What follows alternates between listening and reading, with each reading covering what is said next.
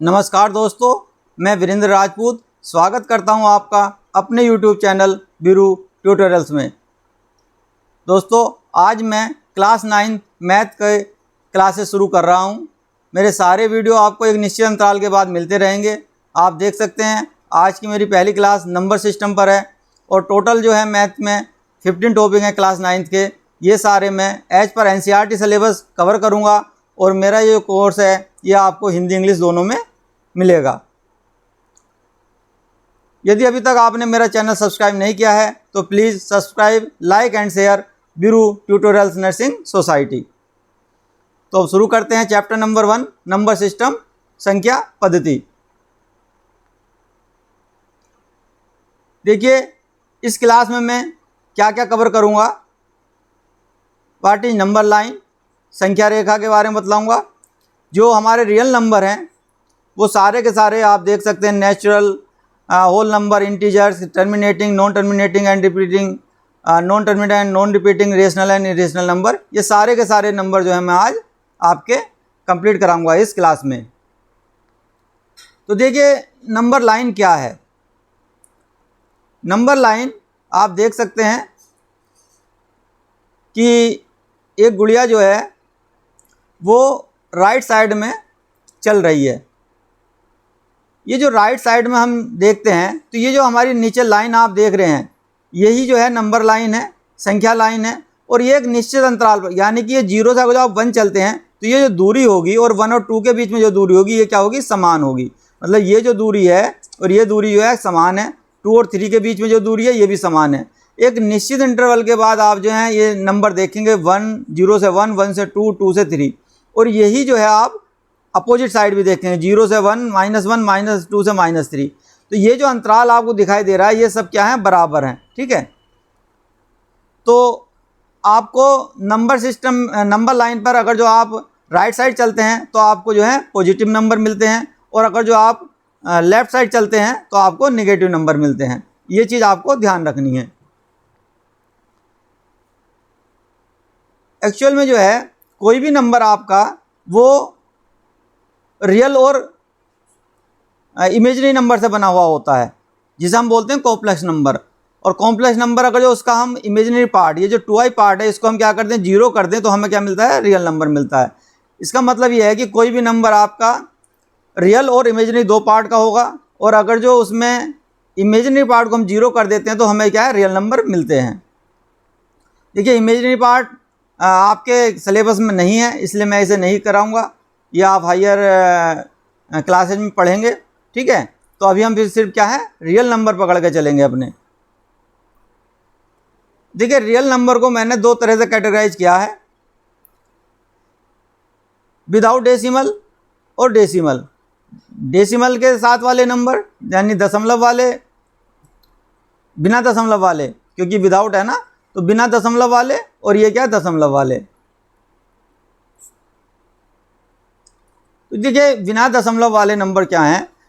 पहला नंबर आता है नेचुरल नंबर, जिन्हें हम अपना काउंटिंग नंबर भी बोलते हैं, जो हम बचपन से सुनते आ रहे हैं। 1 2 3 4 ये कहाँ तक जाते हैं, ये अनंत तक। यानी कि नेचुरल नंबर का जो सेट है वो आपका 1 से इन्फिनिटी तक रहता है। अगर जो हम नेचुरल नंबर में 0 और ऐड कर दें, क्या ऐड कर दें, 0 और ऐड करते तो आपका होल नंबर का सेट बन जाता है, जिन्हें हम पूर्ण संख्या बोलते हैं। अगर जो हम इंटीजर की बात करें तो इंटीजर में देखिए आपके 3 तरह के, देखिए अगर जो मैं इंटीजर की बात करता हूं तो आप यहां ध्यान दीजिए।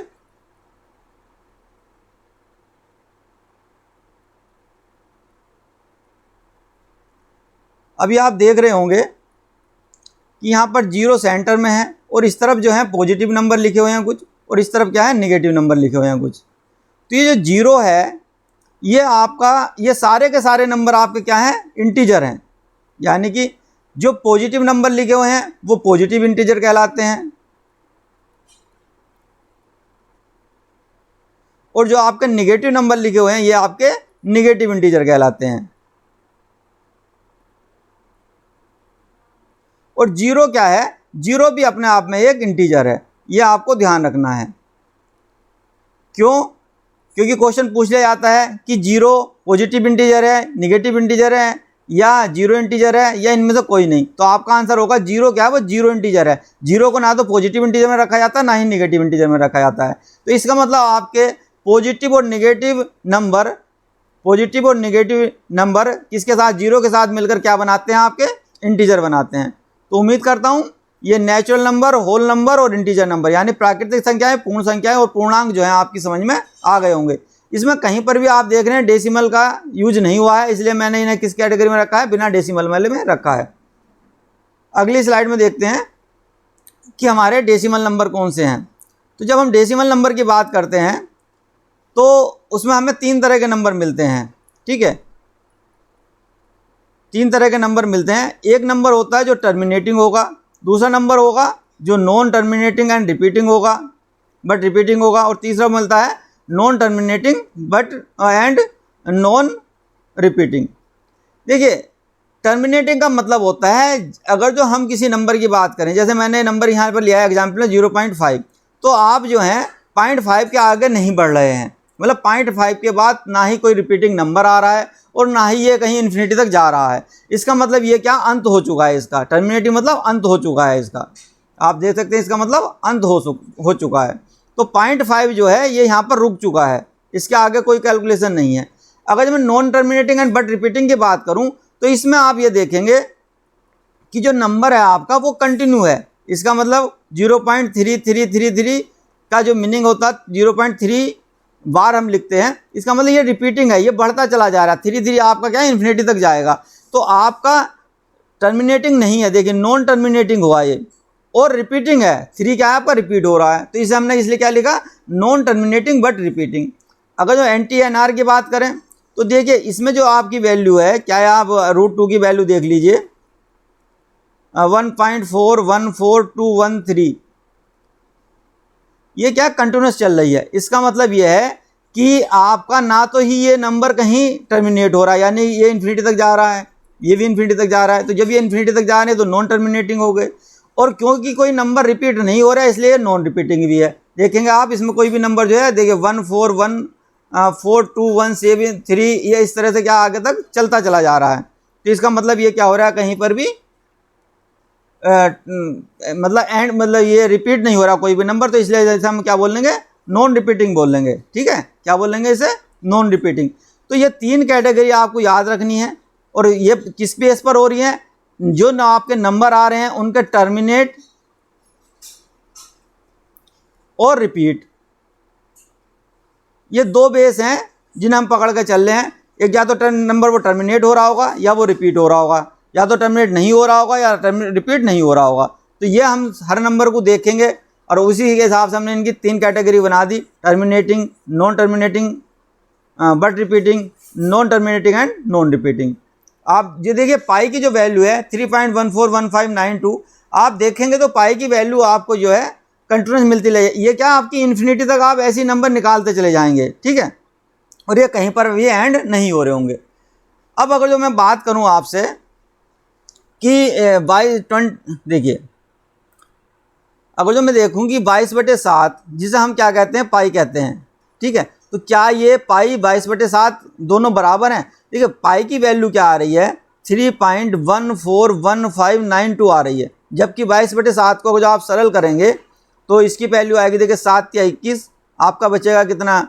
1, यानी 0 हो गया। 7 × 7 बचेगा 3, 7 × 4 = 28, 7 × 4 = 28 बचेगा 2, 7 दूनी 14 बचेगा आपका 6, 7 6 42, 7 8 56 बचेगा 4, और 7 5 35 बचेगा 5, और 7 7 49। जैसे आप 49 करते हैं तो आपको 1 मिलेगा, तो 1 का मतलब क्या हो जाएगा आपको? 7 × 7, फिर जैसे ही 1 आया आपके पास कितना? 3 बच जाएगा, तो 7 × 4 = 28। मतलब ये जो है ना आपका 2857, इसी तरह से 142857, ये इसी तरह से क्रम चलता रहेगा। इसका मतलब क्या हुआ कि ये जो 22/7 है, जो मैं 22/7 की, एक मिनट, ये जो 22/7 है इसकी जो वैल्यू मैंने निकाल ली, तो आप इसे देखेंगे 3.142857 का क्या हुआ? बार हुआ। मतलब ये क्या रिपीट हो रही है, ये इन्फिनिटी तक जा रही है आपकी वैल्यू। तो जो 22/7 है उसकी वैल्यू तो क्या है, ये आपकी किस में होगी, NTR में पहुंच गई। देखिए non terminating but repeating, repeat कर रहा है ये नंबर 142857 क्या कर रहा है, रिपीट कर रहा है। तो इसका मतलब ये आपका किस में आ जाएगा, NTR में आ जाएगा। पर आपका पाई क्या है, पाई की वैल्यू क्योंकि ना ही रिपीट हो रही है और ना ही ये जो है ना ही रिपीट हो रही ना ही एंड हो रही, तो इसका मतलब ये क्या है, NTR में चला गया।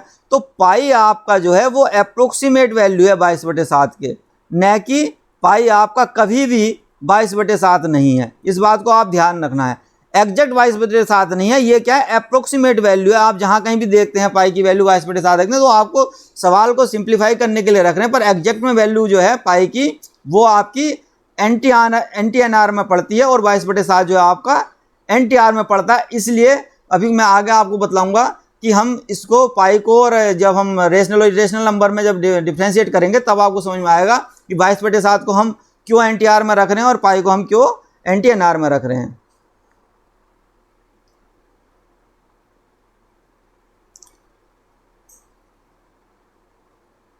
देखिए यहाँ पर आप जो हैं देख सकते हैं कि मैंने बीच में रेक्टेंगल में आप देख रहे होंगे रेशनल परिमेय नंबर और इरेशनल अपरिमेय नंबर लिखे हैं।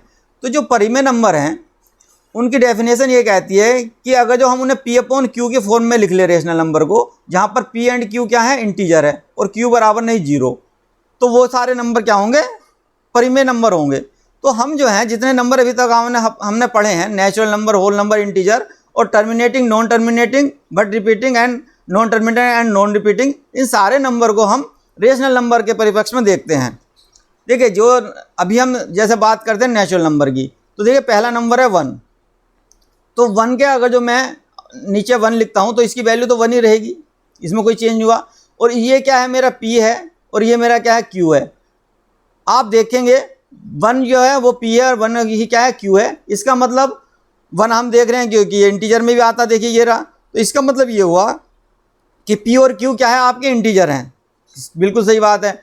और Q आपका क्या 0 है, नहीं, Q की वैल्यू यहाँ पर क्या है, 1 है, यानी कि Q बराबर नहीं है 0।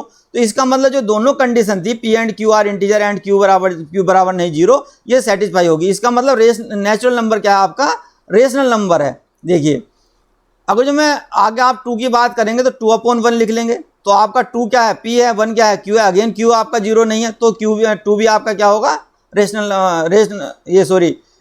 जो 2 नंबर है वो भी आपका रेशनल नंबर होगा। इसका मतलब जो नेचुरल नंबर का सेट है वो आपका क्या है, रेशनल नंबर है कंप्लीट।